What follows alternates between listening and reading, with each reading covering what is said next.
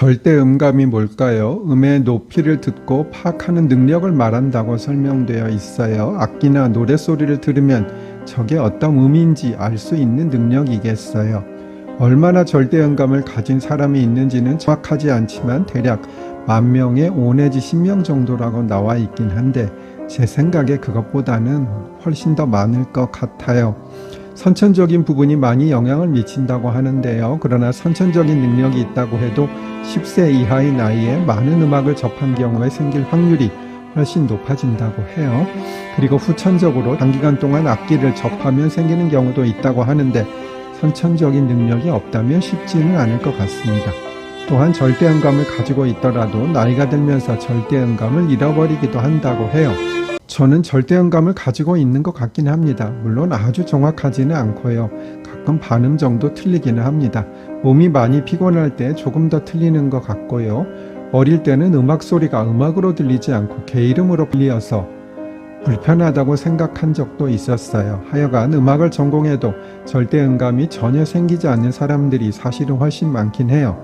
다만 정말로 뛰어난 사람들은 대부분 절대음감이 있긴 하지요.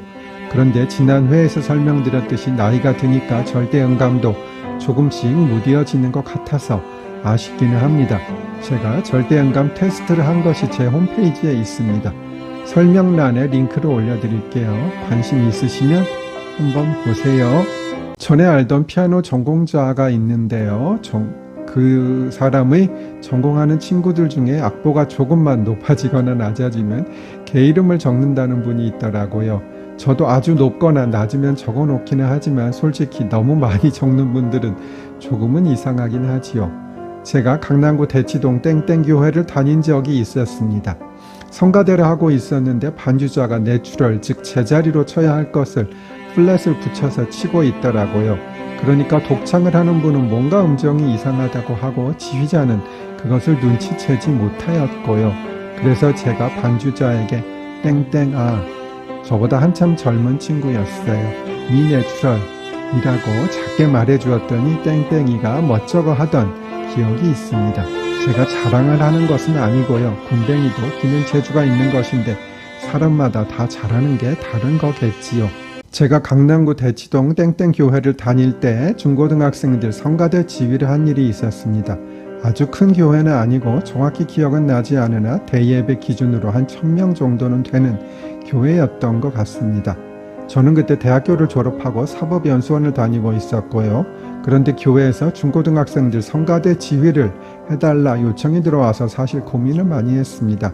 제가 피아노 조금 칠 줄 알지 지휘는 전혀 모르고 한 번도 관심을 가져본 일도 없을 뿐만 아니라 성가대를 하면 성악에도 관심이 있고 노래도 잘하며 발성 등은 가르쳐 줄 수 있어야 하는데요. 저는 음정 박자는 맞출 수 있지만 목소리도 별로고 발성도 전혀 모르며 아주 많지는 않지만 한 50명 정도 되는 아이들을 잘 지도할 자신도 없었고요. 다음 쇼츠로 오세요. 전의 쇼츠에서 이어집니다. 그래서 교회 난색을 표시하기도 했으나 교회에서는 큰 부담 갖지 말고 하라고 하셔서 일단 해보긴 했습니다. 그러나 그리 쉽지는 않고 또 재미있는 부분도 있으나 어려운 부분도 있었습니다. 제가 지금은 나이가 들어서 별로이지만 젊을 때는 아주 잘생기지는 않았어도 그냥 봐줄만은 했고 앞으로 법조인이 될 사람이라 대외적으로 보기에 괜찮다고 교회에서는 생각을 하지 않았을까 추측해 봅니다. 저를 예뻐해 주시는 한 땡땡 목사님이 계셨는데 제가 어릴 때부터 목회를 하신 분이니 돌아가신 지가 한참 되었습니다. 그리고 성인 성가대도 했었는데요. 저의 담당은 당연히 베이스가 아닌 테너였는데요. 제가 목소리가 기형이라 그리 낮게 내려가지도 않고 또 높이 올라가지도 않았어요.